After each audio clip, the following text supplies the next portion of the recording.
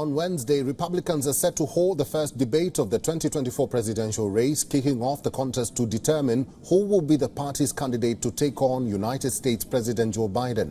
The debate comes a full 15 months before voters go to the polls in November next year. While the debate will feature some of the biggest names in conservative politics, there is one noticeable figure who will be absent: former U.S. President Donald Trump, far and away the front-runner in the Republican race. Trump announced on social media over the weekend that he would not participate in the debate, citing his already high poll numbers.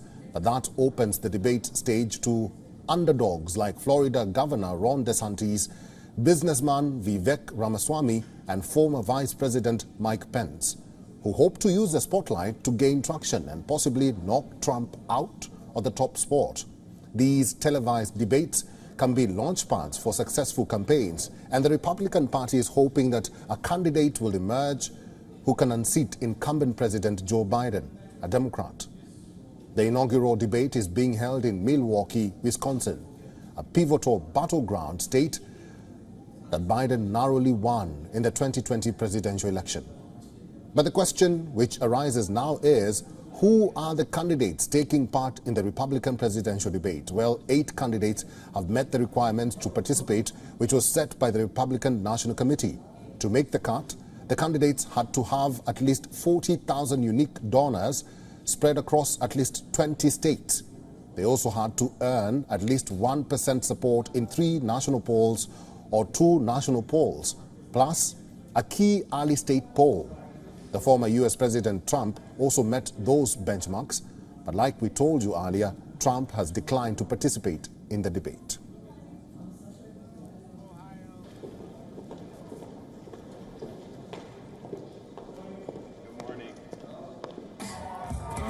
Well, for more on this, we are now being joined by our correspondent Susan Teherani, live from New York. Susan, good to see you.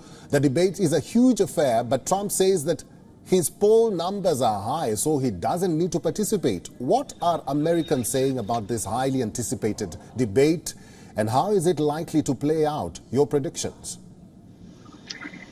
Right, Eric, politically, everyone agrees that it really doesn't make sense for the former president to go up on stage against 8 of his rivals on the one hand. On the other hand, there are those that say that everyone deserves a debate. Maybe in the future, the former president will get on a debate stage, and debate either current President Barack Obama, or if there's the second debate next in September. We'll have to wait and see for that. But what's important to note that many are looking at this debate as a first impression for many of these candidates. It's the first time that America will see many of these candidates speak, talk about their positions, and introduce themselves. For example, Vivek Ramaswamy. He was virtually unknown about 4 months ago, and now he's, stepping up in the polls. And then you have someone like Governor Ron DeSantis of Florida, where there was a memo leaked in the New York Times by a super PAC that was advising him, saying that he should praise Trump and criticize Vivek Ramaswamy. We don't know if that's true or not, but if he goes with that strategy, then all eyes will be on him to see how he's going to play that out. And then you have someone like Chris Christie, who's just looking for an opportunity to really pound Trump. He's been vocal about this. I will say something about Chris Christie.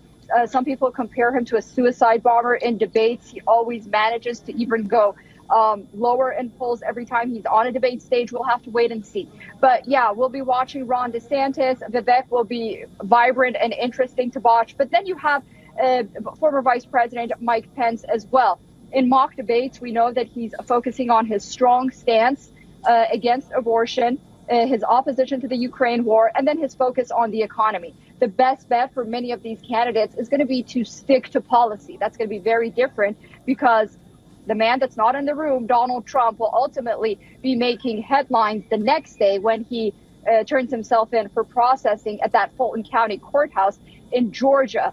It's going to suck out the coverage of these debates. Perhaps that was intentional. And we do know that the former president is expected to air a pre-recorded interview with a former popular Fox News host, Tucker Carlson, as the debates going on. And we can't wait to watch and see what happens. All right, we'll have to wait and see what happens next. Thank you very much, our correspondent Susan Teherani, live from New York. WION is now available in your country. Download the app now and get all the news on the move.